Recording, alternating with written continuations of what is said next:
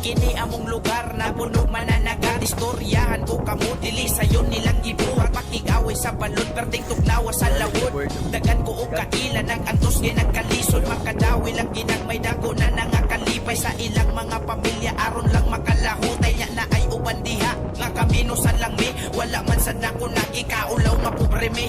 Lumad kong tagabaybay di na angay i-deny. Diri ko nagsugod og diri na ko mamatay. Wala na'y makapalaay kay busog na miskalipay. Maumpisa ka sa kupadong dala na kong garbo sa baybay. Tunga si mana sa lawod manguwa lang og isda. Dili pagyod masiguro nga naa sila'y kuha. Na ay ubanon ilang anak padong slahod. Daron matabangan ng ginikanang nagkalisod. Dirira na sa baybay ni mo makitaan. Dirira na sa baybay ni mo madunggan. Dirira na sa baybay ni mo masayran. Pero nagpadayon gyapon mi nga kusgan.